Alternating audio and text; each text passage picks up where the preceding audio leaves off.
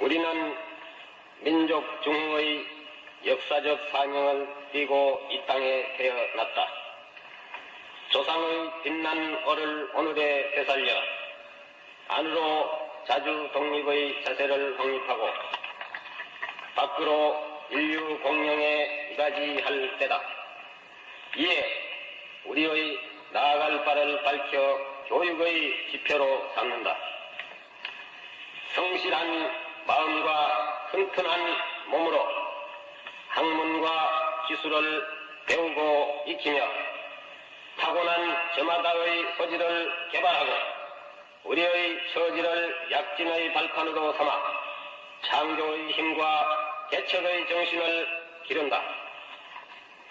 공익과 질서를 앞세우며 능률과 실질을 숭상하고 경애와 신의의 뿌리박은 상부상조의 전통을 이어받아 명랑하고 따뜻한 협동 정신을 북돋운다.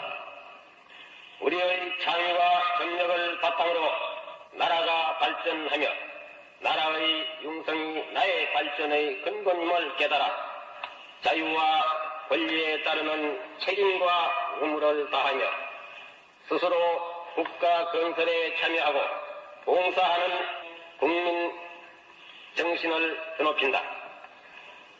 반공 민주 정신의 투철한 애국 애적이 우리의 삶의 길이며 자유세계의 이상을 실현하는 기반이다. 길이 후손에 물려줄 영광된 통일조국의 앞날을 내다보며 신념과 긍지를 지닌 근면한 국민으로서 민족의 슬기를 모아 줄기찬 노력으로 새 역사를 창조하자. 1968년 12월 5일 대통령 박정희. 네, 안녕하세요. 멸콩TV 가족 여러분. 오늘은 너무 경사스러운 소식 먼저 전하고 방송을 시작하겠습니다. 바로 멸콩TV에서 2주년을 맞아 야심차게 준비한 우리 박정희 대통령님의 전집 6권이 드디어 완성이 되었습니다. 1961년 1인당 국민소득 80달러, 지구상에서 가장 가난했던 대한민국을 경제대국으로 만든 구국의 지도자 박정희 대통령. 국민이 잘 살고 잘 먹는 나라를 만들겠다는 일념으로 박정희 대통령께서 직접 집필한 전집 6권을 저희가 요즘 시대상에 맞게 새로 편집을 했습니다. 1권은 길을 찾아서, 제가 들고 있는 2권은 나의 사랑 나의 조국, 3권 운명을 넘어, 4권 오늘의 걸음 내일의 열매, 5권 우리는 전진하고 있다, 6권 위대한 조상까지 모두 6권으로 박정희 대통령님께서 직접 쓰신 전집을 저희가 새로 편집을 했고요. 이거를 멸콩 시청자분들에게 판매하거나 뭐 책 사달라고 하지 않습니다. 저희 멸콩과 함께하는 환신바이오도 창립 8주년인데요. 이를 기념해서 환신골드를 한 세트만 구매하시면 구매하시는 모든 분들께 이 전집 6권을 한 세트로 특별 선물로 드린다고 합니다. 여러분 건강 챙기는 환신골드도 구매하시고요. 자연스럽게 박정희 대통령님 전집도 사은품으로 받으실 절호의 기회 저희가 소개해드립니다. 저희 멸콩TV 대표님은 도대체 왜 이런 자선사업을 하는지, 책을 어렵게 만들었으면 판매를 해야 되는데 그게 아니라 시청자분 건강을 위해서 환신골드 세트 구매하시는 분들께 전부 다 드린다고 하니까요. 많은 관심과 문의 전화, 댓글 문의를 부탁드립니다. 네, 오늘은 월요일 제가 존경하는 고성국 박사님 모시고 또 본격적인 방송도 진행해 보겠습니다. 박사님 안녕하세요. 네, 안녕하십니까. 네, 박사님 이거 전집 보셨겠지만 참 이게 하기 힘든 일을 저희가 많이 해요, 그렇죠? 네. 저 환신부터 제가 주문을 하나 해야 돼요. 아, 그러니까요. 환신골드도 워낙 좋은 약인데 네. 이게 건강식품인데 이거를 주문하면 이거 준다는 거 아니에요? 그러니까요. 네. 그래요. 저 오늘 가기 전에 환신골드 주문하고 가겠습니다. 근데 저가 석사 논문이요. 네. 유신 체제의 성립과 붕괴 과정에 대한 연구입니다. 아, 박정희 대통령 시대를 연구하신 네, 거네요. 그렇습니다. 네. 그러니까 이제 우리 역사 연구는 너무 가까운 과거는 연구를 안 하잖아요. 네, 네. 근데 저는 역사학은 아니고 정치학 중에서 정치사 쪽이거든요. 네. 한국 정치사예요. 그래서 근현대사가 제 그 전공인데 그 중에서 이제 석사 논문 쓸 때가 제일 학문적으로 좀 왕성하고 치열할 때거든요. 그때 박정희 대통령의 후반기 유신 체제가 어떻게 성립되고 어떻게 무너졌나 그 과정을 다룬 거기 때문에 이제 제 나름대로는 박정희 전문가라고 제가 생각을 합니다. 네, 네. 물론 이제 연구를 중단한 지는 한 40년 됐습니다만, 근데 이제 제가 박정희 대통령을 연구 주제로 잡을 때는 굉장히 비판적이었어요. 아, 그 당시에는. 네. 예. 그러니까 제가 대학을 갈 때도 데모 잘하는 대학 골라서 고대 정예과 갔거든요. 그러니까 당시에 박정희 정권 때니까 유신 체제 때니까 그때 박정희 대통령 반대하는 데모 잘하는 대학을 찾아서 갔으니까 그때 굉장히 비판적이었죠. 고려대가 또 운동권 약간 본진이었죠. 그때. 예, 그렇습니다. 네. 그런데 제가 석사과정, 박사과정을 하면서 박정희 시대를 나름 깊이 연구하다 보니까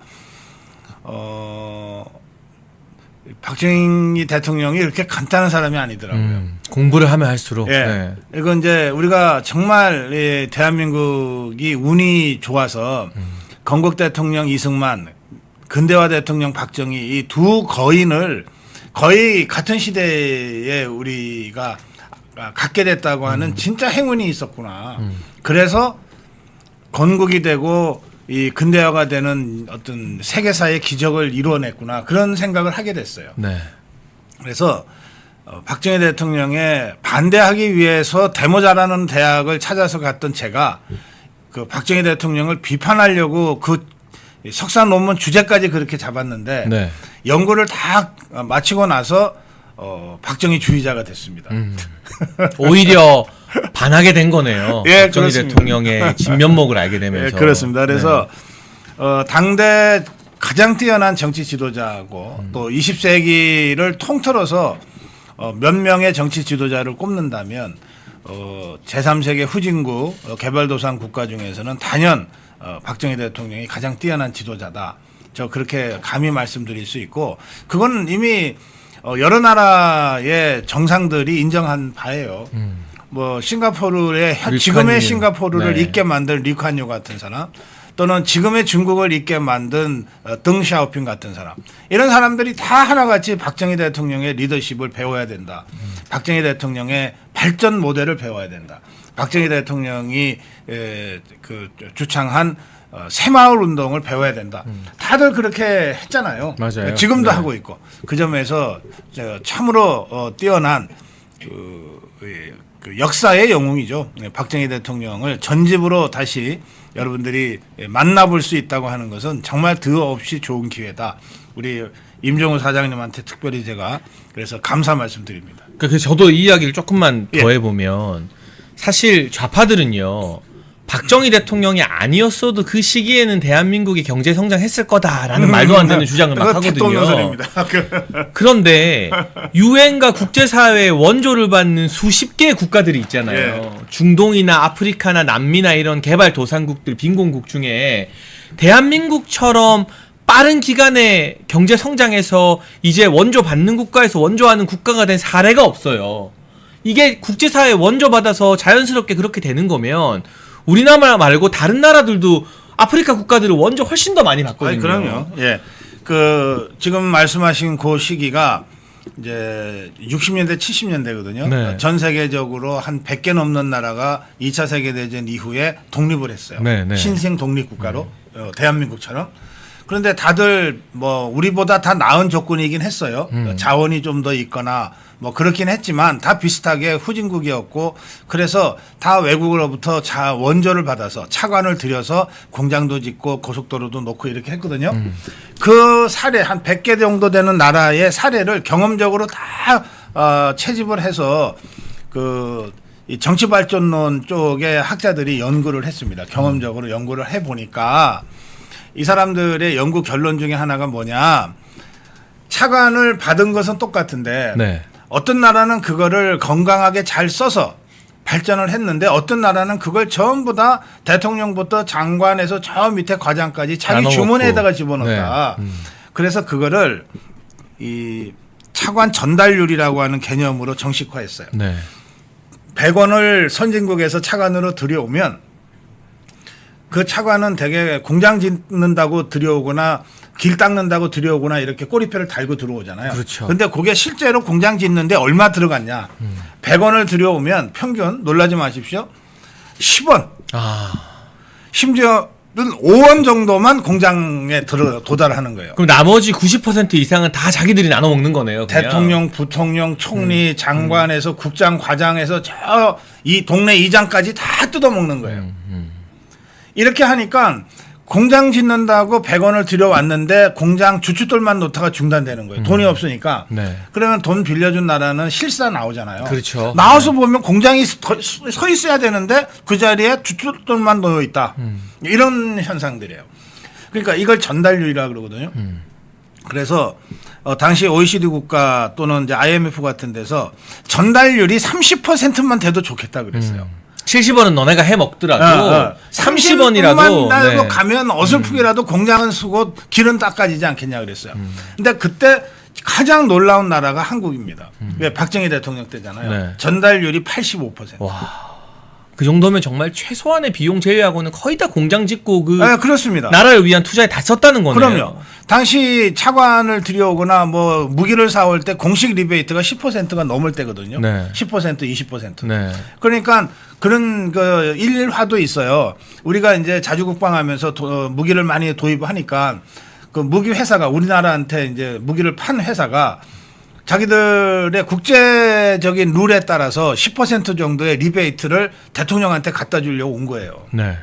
현금으로 만들어서 네. 달러로. 이거 원래 다 주는 거니까. 네, 이건 어느 나라나 다 주는 거거든. 박정희 대통령이 그거 대신에 무기를 달라 그랬다는 거 아니에요. 아, 그거 리베이트 대신에 네. 무기 하나라도 더 가져와라. 네. 아.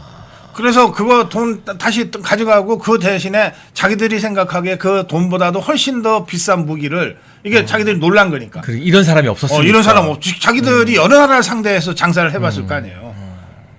이런 사람 처음 봤거든. 그래서 더 많은 무기를 갖다 줬다는 일화까지 있어요. 그러니까 사실은 잘 모르는 10대, 20대 때는 좌파들한테 전교조한테 교육받으면 박정희 대통령에 대한 반감이 있을 수밖에 없거든요. 네. 근데 공부를 조금만 하면 존경하기 싫어도 존경을 안 할 수가 없는 분이 바로 박정희 대통령인 것 같고요. 네. 경부고속도로 건설, 또 이 중장비, 중공업 투자 이런 것들이 지금의 대한민국을 만들었다. 이제 곧 추석입니다, 여러분. 고속도로 타고 고향 많이들 왔다 갔다 하실 텐데 그 당시에 김대중을 비롯해서 민주당 정치인들이 경부고속도로 반대한다고 길바닥에 들어 누워서 시위하고 했던 사진들이 생생하게 남아 있잖아요. 네. 박정희 대통령이 아니었으면 우리는 아직까지도 꾸불꾸불한 그런 국도 타고 다니면서 고향 다녔을지도 모른다라는 생각을 하면 새삼 추석 같은 명절에 더욱더 이 대한민국을 살린 박정희 대통령을 존경하게 되는 것 같습니다. 네. 뭐 한 가지만 더 말씀드릴게요. 그러니까 박정희 대통령이 60년대 70년대 근대화 혁명을 주도할 때 늘 머리 한켠으로는 김일성과의 체제 경쟁이라고 하는 게 있었어요. 네. 실제로 김일성이가 여러 차례 박정희 대통령을 암살하려고 게릴라들을 보내고 무장 게릴라들을 보내고 암살단을 보내고 막 이렇게 하잖아요. 그러니까 이제 박정희 대통령은 군인 출신이기도 했지만 바로 그런 김일성과의 체제 전쟁이라는 거를 한시도 잊어본 적이 없고 김일성이가 언제든 빈틈만 보이면 쳐들어올 거라고 하는 생각을 하면서 근대화를 한 거예요. 그래서 이를테면 김일성이가 남침을 할 때 가장 먼저 공격할 곳은 우리의 군수공장일 거야. 그렇겠죠. 우리가 그때 이제 소총 막 우리가 만들기 시작했거든요. 우리 군수공장부터 공격을 할 거야. 네. 그러면 군수공장은 어떤 경우에도 공격받지 않는 곳으로 만들어야 돼. 이렇게 해서 전국을 다니면서 시찰을 하고 헬기 타고 다니면서 지형을 보고 그래가지고 결정한 것이 창원이에요. 창원 기계공단이 그렇게 해서 시작되는 거거든요. 창원은 지금도 가보시면 아시겠지만 험준한 산들로 가득 딱 둘러싸여 있는 분지예요. 그러니까 이제 1960년대, 70년대를 생각하셔야 돼요. 50년 전에 그 항공 기술로는 그 산을 넘어와야 이게 폭탄을 떨어뜨리잖아요. 네, 네. 떨어뜨리고 이렇게 다시 올라가야 되잖아. 그 기술이 없는 거야. 그러니까는 창원이라는 곳이 북한이 전투기를 보내도 폭격기를 보내도 절대 폭격할 수 없는 지형이라고 박정희 대통령이 군사 전략적으로 생각을 하게 된 거예요. 그러니까 그곳에 창원기계공단을 만드는 거죠. 그러니까 그런 식으로 대한민국 전체를 김일성과의 전쟁을 가상한 그런 기지로서 건설을 한 겁니다. 그러니까 곳곳에 박정희 대통령만이 생각할 수 있는 그런 통찰력 있는 결정들이 나오는 거죠. 뭐 제가 창원을 예로 들었습니다만 우리나라 거의 전 지역이 그런 식으로 박정희 대통령의 그런 지도력에 의해서 재구성되지 않은 곳이 한 군데도 없다. 네, 그런 말씀까지만 오늘 드릴게요. 사실 박정희 대통령님의 선견지명 이야기하면 끝이 없어요. 그렇죠. 그래서 직접 집필하신 이 전집 6권 원하시는 분들은 아래 나오는 전화로 문의 주시면 좋겠습니다. 건강도 챙기고 박정희 대통령님의 전집도 간직하시기를 권해드리고요. 이번 주말에는 지난 주말에는 박사님 가장 많은 화제